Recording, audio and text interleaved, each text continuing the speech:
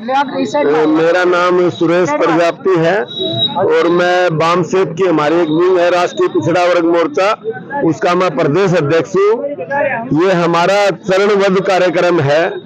हमारा पहला प्रोग्राम था 5 जनवरी का, फिर दूसरा प्रोग्राम था हमारा 10 जनवरी का, और ये जो प्रोग्राम हमारा 14 को जो होना था, लेकिन अचानक हमारी दिल्ली मीटिंग होने के कारण हमने प्रोग्राम 16 का किया है। तो हमारा मानना है कि ईवीएम से जो सरकार बनती है वो वोटों की चोरी करके बनती है।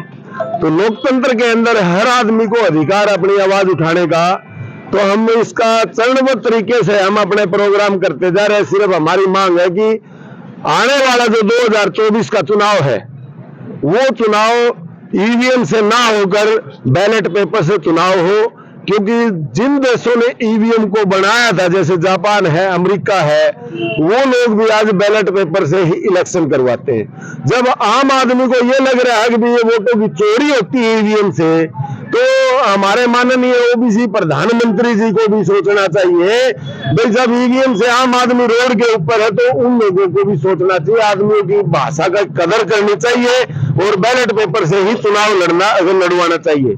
और हमारा ये जो चरणबद्ध कार्यक्रम है, इसके अंदर यदि सरकार, आज हमने तहसीलदार साहब को भी कहा कि हमारे किसी भी ज्ञापन का रिप्लाई नहीं मिलता हमें, तो हमारा 31 जनवरी का प्रोग्राम है। यदि 31 जनवरी से पहले यदि कोई प्रोग्राम मतलब गवर्नमेंट सोच लेती है, हमारे माननीय 56 इंच चौड़ा सीने वाले प्रधानमंत्री जी आम पब्लिक के बारे में सोच लेते हैं, तो हम 31 से पहले यदि ईवीएम के खिलाफ ये बोलते हुए बैलेट से चुनाव करवाएंगे तो ठीक है, वरना कई लाख लोग लेके हम जो माननीय हमारे चुनाव आयोग है, जो कि सिर्फ और सिर्फ मतलब जो गवर्नमेंट जो रूलिंग पार्टी है उसके कहने के ऊपर काम कर रहा है, तो आम आदमी की भाषा उसको समझ में नहीं आती और हम उसको समझाने का काम करेंगे। पूरे देश से हमारे कम से कम भी हमारे मोर्चे से 2-4 लाख आदमी वहां पहुंचेंगे और उसका घेराव करके उसको दिखा देंगे कि हमारी भी कुछ ताकत है।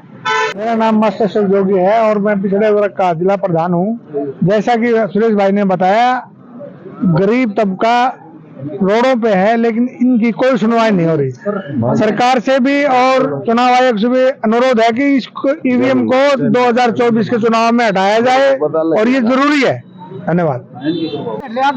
मेरा नाम सुरेश प्रजापति है और मैं वाम सेत की हमारी एक विंग है राष्ट्रीय पिछड़ा वर्ग मोर्चा, उसका मैं प्रदेश अध्यक्ष हूँ। ये हमारा चरणबद्ध कार्यक्रम है।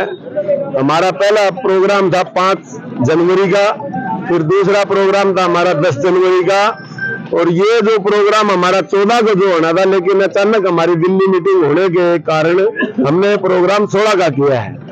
तो हमारा मानना है कि ईवीएम से जो सरकार बनती है वो वोटों की चोरी करके बनती है।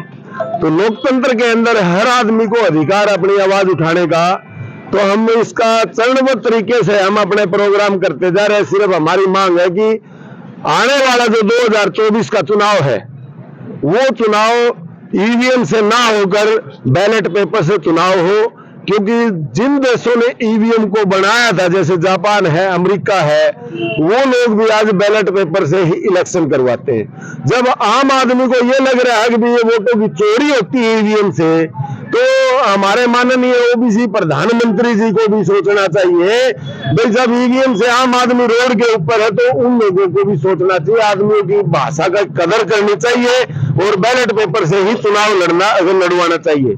और हमारा ये जो चरणबद्ध कार्यक्रम है, इसके अंदर यदि सरकार, आज हमने तहसीलदार साहब को भी कहा कि हमारे किसी भी ज्ञापन का रिप्लाई नहीं मिलता हमें, तो हमारा 31 जनवरी का प्रोग्राम है। यदि 31 जनवरी से पहले यदि कोई प्रोग्राम मतलब गवर्नमेंट सोच लेती है, हमारे माननीय 56 इंच चौड़ा सीने वाले प्रधानमंत्री जी आम पब्लिक के बारे में सोच लेते हैं, तो हम 31 से पहले यदि ईवीएम के खिलाफ ये बोलते हुए बैलेट से चुनाव करवाएंगे तो ठीक है, वरना कई लाख लोग लेके हम जो माननीय हमारे चुनाव आयोग है, जो कि सिर्फ और सिर्फ मतलब जो गवर्नमेंट जो रूलिंग पार्टी है उसके कहने के ऊपर काम कर रहा है, तो आम आदमी की भाषा उसको समझ में नहीं आती, और हम उसको समझाने का काम करेंगे। पूरे देश से हमारे कम से कम भी हमारे मोर्चे से 2-4 लाख आदमी वहां पहुंचेंगे और उसका घेराव करके उसको दिखा देंगे कि हमारी भी कुछ ताकत है। मेरा नाम मास्टर शेख जोगी है और मैं पिछड़े वर्ग का जिला प्रधान हूँ। जैसा कि सुरेश भाई ने बताया, गरीब तबका रोडों पे है, लेकिन इनकी कोई सुनवाई नहीं हो रही।